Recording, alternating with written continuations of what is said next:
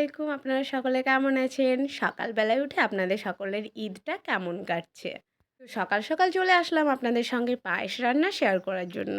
আমি পায়েস রান্নার জন্য ৪ কিলো দুধ নিয়েছিলাম। ৪ কিলো দুধটাকে ভালো করে জাল করে নিয়েছি। দেন ৫০ গ্রাম মতো চাল অ্যাড করে দিলাম। তো চালটা দেওয়া হয়ে গেলে কাজু বাদাম, অ্যালমন্ড, কিশমিশ অ্যাড করে দিলাম। এবার কিন্তু থেমে থাকা যাবে না। কন্টিনিউ নেড়ে যেতেই হবে। কন্টিনিউ যদি না নাড়তে থাকা যায় তাহলে কিন্তু নিচের দিকে পায়েসের চালটা লেগে যাবে অ্যান্ড খেতেও তেমন একটা টেস্ট পাওয়া যাবে না। দুর্ভাগ্যবশত আমার সঙ্গে দুর্ভাগ্যজনক ঘটনা ঘটলো। এই যে আমি গ্যাসে রান্না করছি, আদৌ আমি কিন্তু লাস্ট পর্যন্ত গ্যাসে রান্না করতে পারবো না, কেননা মিডিল পয়েন্টে ঠিক গ্যাসটা শেষ হয়ে যাবে। তো চলুন কি আর করা যায়। তো বলুন আপনারা সকলে কেমন আছেন? আশা করি অনেক ভালো আছেন। আপনাদের সকলের ঈদ অনেক ভালো কাটছে আলহামদুলিল্লাহ। আল্লাহর রহমতে আপনাদের দয়ায় তো আমার ঈদ একদম মাস্ত কাটছে। অনেকে দেখি পায়েস রান্না করলে সেরম টেস্ট আসে না। তো আপনাদের যদি মনে হয় অবশ্যই আমি যে স্টেপ বাই স্টেপ পায়েসটা রান্না করলাম, অবশ্যই আপনারা স্টেপটা ফলো করবেন। দেখবেন সত্যিই অসাধারণ লাগে খেতে। যে নিজের পায়েস রান্না করে নিজেই নাম করছি এরম না। অবশ্যই খাইয়েছি।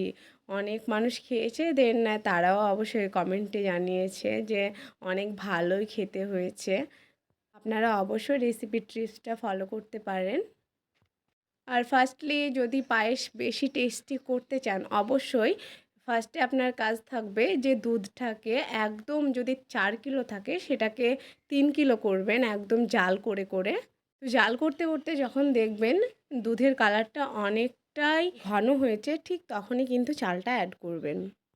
কেননা দুধটা যদি ঘন না হয় তাহলে দেখবেন যে চালটা দিয়ে দিলে পায়েসের স্বাদটা কিন্তু সেরম অতুলনীয় আপনি পাবেন না। আপনি যদি ভাবেন যে অতুলনীয় ভাবে আমি পায়েসটাকে খেতে চাই, স্বাদটাকে অতুলনীয় পেতে চাই, অবশ্যই আপনারা স্টেপ বাই স্টেপ ফলো করে যাবেন।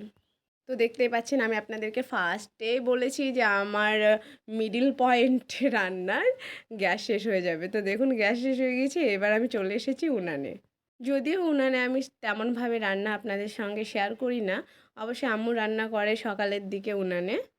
আমার পায়েস রান্না এবার শেষের দিকে। আমি এবার চিনিটাকে অ্যাড করলাম। দেন দারুচিনি ও এলাচ আমি অ্যাড করে দিলাম।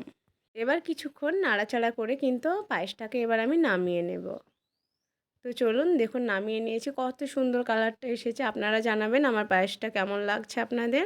ওদিকে আমার ২০০টা পরিবার, এদিকে আবার খুশির ঈদ। আলহামদুলিল্লাহ, আলহামদুলিল্লাহ আমি তো অনেক খুশি। আপনারা সকলে এরমভাবেই আমাকে সাপোর্ট করে যান। আর আমার পরিবারটা ২০০টার থেকে অনেক বড় হয় সেই দোয়াও করবেন।